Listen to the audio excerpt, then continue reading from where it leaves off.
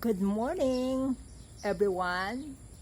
Here again I am, Abigail, your friend from Cavite, Philippines. This morning I have some important insight to share with you. Found in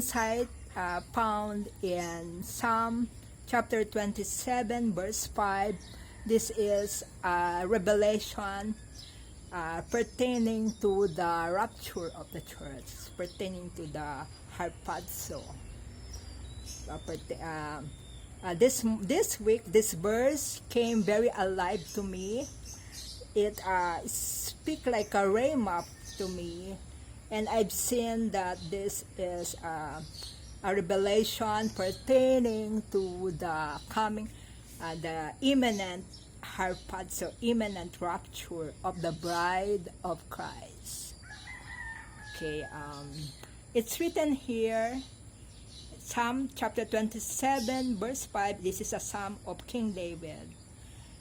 For in the day of trouble, He will keep me safe. He will keep me safe in His dwelling. He will hide me in the shelter of His sacred tent and set me high upon a rock.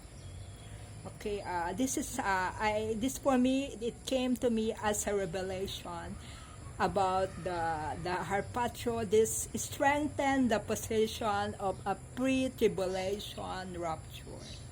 So, for in the day of trouble, it refers, the trouble here may refer to Jacob's trouble, or the 70th week of Daniel, or the 7-year tribulation.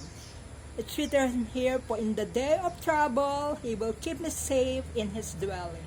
So the bride of Christ, the church, will be safe, will be kept from the day of trouble. Who are the real bride of Christ? The church of Christ are those who are the true believers of Christ, who put their faith completely on the work of Christ, on the sacrifice of Christ on Calvary.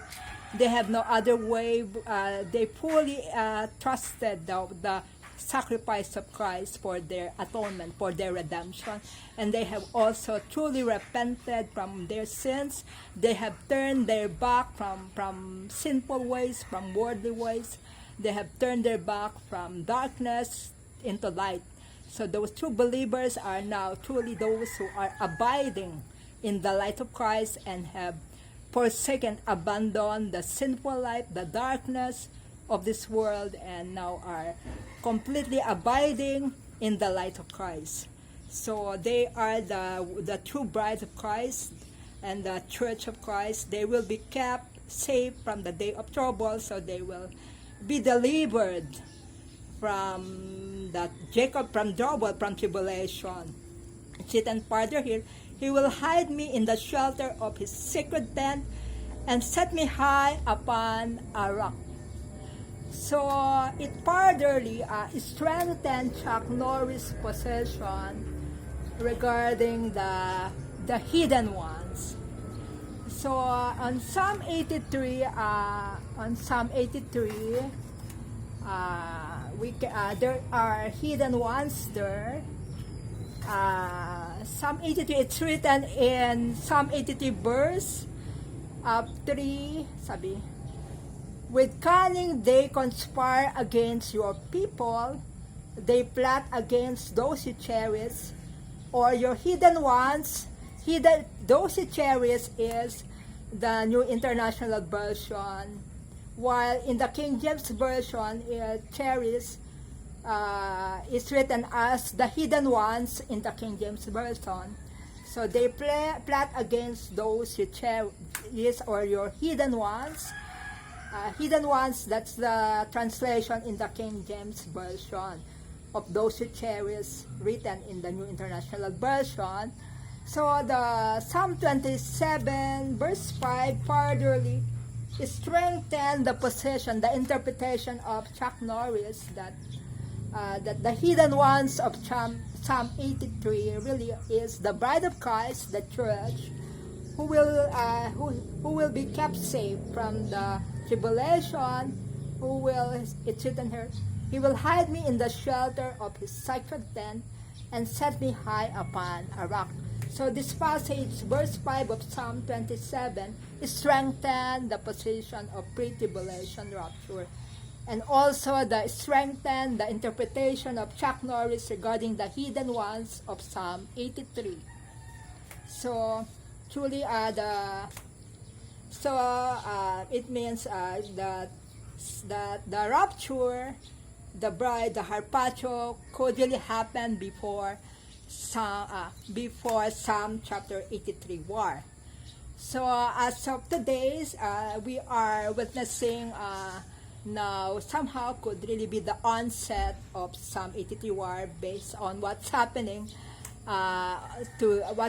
in Israel, in the Middle East right now. We could be witnessing now the onset of that war.